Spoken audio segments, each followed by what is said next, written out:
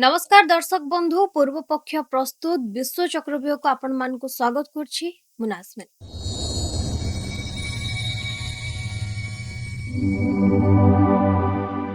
दुनिया रे जो दुईटी देश निजर बंधुता को हिमालय ठारू उच्च समुद्र ठारू गभीर एवं कंक्रीट ठारू शक्त बोली कहउथिले अर्थात चीन एवं पाकिस्तान।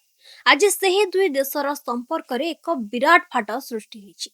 एही बंधुता जहाकू आयरन ब्रदरहुड बोली कुहा जाय ताहा वर्तमान भांगी रुजी चूरमार हेबाकू बसिछि। एहार मुख्य कारण कौन? एहार मुख्य कारण हेउछि बलूचिस्तान रो मुक्तिकामी बाहिनी बीएलए रो क्रमागत भयंकर आक्रमण एवं सामरिक ऑपरेशन पर चीन रो प्राय 60 बिलियन डॉलर रो विशाल प्रकल्प सीपीईसी रो वर्तमान संपूर्ण रूपे बुड़ीबाकू बसिछि। चीन रो धैर्यर सीमा पार होई सारिछि एवं जिनपिंग सरकार पाकिस्तान रो प्रधानमंत्री शहबाज शरीफ एवं सेनापति आसिम मुनीर को चरम चेतावनी दैछन्ति। आसंतु आजिरो एही विशेष रिपोर्ट रे विस्तृत भाबे बुझिबा बलूचिस्तान रे प्रकृत रे कोन घटुछि, बीएलए रो आक्रमण चीन पाकिस्तान संपर्क को किभଳି नियारे पोड़ी दउछि एवं एहा पूरा विषय रे भारतर आभिमुख्य कोन। दर्शक बंधु, बलूचिस्तान हेउछि पाकिस्तान रो सबुठारु बड़ राज्य जहा प्राकृतिक संपद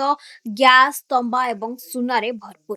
किंतु विडंबनार विषय हेउछि पाकिस्तानी सेना एवं चीन रो कंपनी गुडिक बलूचिस्तान रो संपद को लुटी नेउछन्ति, अथच स्थानीय बलूच लोक माने अत्यंत गरीब एवं शोषित होई रहिछन्ति। एही शोषण विरोध रे बलूच लिबरेशन आर्मी एवं बलूच विद्रोही माने अस्त्र उठाइछन्ति। बीएलए निकट रे ऑपरेशन हरफ 2.0 लॉन्च करी बलूचिस्तान रो 12टी जिल्ला रे एका संगरे भयंकर आक्रमण करिथिला। सेमाने पाकिस्तानी सेना रो काफिला, पुलिस चौकी, सेना कैंप एवं सीपीईसी रो गुरुत्वपूर्ण हब ग्वादर बंदर को निजर निशाना बनाइछन्ति। ट्रेन हाईजैक ठारू आरंभ करी हाईवे ब्लॉक करिबा पर्यंत बीएलए रो लढुआ माने पाकिस्तानी सेना को संपूर्ण अकामी करि दैछन्ति। बुझिबा को गले सीपीईसी रो सबठारू गुरुत्वपूर्ण शेष बिंदु हेउछि बलूचिस्तान रो ग्वादर बंदर। किंतु बीएलए रो निरंतर आक्रमण कारणरू एही बंदर एवं एहार चारि पाखरे चलिथिबा समस्त चीन प्रकल्प संपूर्ण स्थाणु होई पड़िछि। विगत किछि वर्ष मध्यरे पाकिस्तान रे अति कम रे 20 जनरू अधिक चीन नागरिक जो माने इंजीनियर, सुरक्षा कर्मी एवं प्रकल्प परिचालक थिले बीएलए आक्रमण रे प्राण हराइछन्ति। चीन सरकार एवं सेठाकार गणमाध्यम एबे स्पष्ट कहवा आरंभ कलेनी जे पाकिस्तानी सेना निज देशर भूखंड को सुरक्षा देबारे संपूर्ण विफल। सेंडाक माइन्स रो धमक हेउछि बलूचिस्तान रे चीन द्वारा परिचालित पाकिस्तान रो सबुठारु बड़ तंबा एवं सुना खणी सेंडाक मेटल्स लिमिटेड पाकिस्तान शक्ति मंत्रालय को चिट्ठी लिखि चेतावनी दैछन्ति जे जदि सुरक्षा परिस्थिति न सुधरे तेबे सेमाने निजर समस्त कारोबार बंद करी पाकिस्तान छाड़ी चली जिवे। चाइना चैम्बर ऑफ कॉमर्स रो सर्वे पाकिस्तान रे काम करुथुबा 48 टी चीन कंपनी मध्यरु 83.4% कंपनी मानी छन्ति जे पाकिस्तान रे सुरक्षा परिस्थिति बिगिड़िबारे लागिछि एवं आगो को एहा सुधुरिबार कोनोसी संभावना मध्य नाही। चीन रो अवस्था एबे साप मुहरे बांगुली भଳି होइछि। सेमाने सीपीएससी रे $8 बिलियन निवेश करि सारिछन्ति, तेनु संपूर्ण बाहरी पारु नाहंती आ रहिले निजर नागरिक एवं टंका हराउछन्ति। फलरे बीजिंग बेल्ट एंड रोड अधीन रे पाकिस्तान को देउथुबा नुआ आर्थिक अनुदान को 74% पर्यंत कमाई दैछि। पाकिस्तान रो सेनापति आसिम मुनीर एवं प्रधानमंत्री शहबाज शरीफ चीन को बारंबार प्रतिश्रुति देउछन्ति जे सेमाने चीन नागरिकंक पई स्वतंत्र सुरक्षा बाहिनी गठन करिसंति, किंतु वास्तवता हेउछि पाकिस्तानी सेनार मनोबल एवं सामरिक दक्षता एते ह्रास पाइछि जे सेमाने निज निज सेना बाराक को मध्य बीएलए दाउरु रक्षा करि पारुनाहांती। अन्यपटे चीन जेतेबेले पाकिस्तान रे आक्रमण को नै चिंतित अछि सेतेबेले पाकिस्तानी सेना मुख्य आसिम मुनीर एवं शहबाज शरीफ अमेरिका जाई वाशिंगटन रो शरणापन्न हेउछन्ति। बलूचिस्तान रो पासनी बंदर को अमेरिका को देबा पई ऑफर देउछन्ति जहा चीन रो ग्वादर बंदर निकट रे अवस्थित।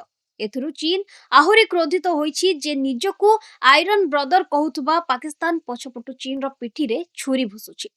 दर्शक बंधु सीपीईसी हेउछि भारतर सार्वभौमत्व विरुद्ध रे चीन एवं पाकिस्तान एक षड़यंत्र कारण एही कॉरिडोर भारतर अवैध कब्जा रे थिबा पाक अधिकृत काश्मीर देई गति करुछि।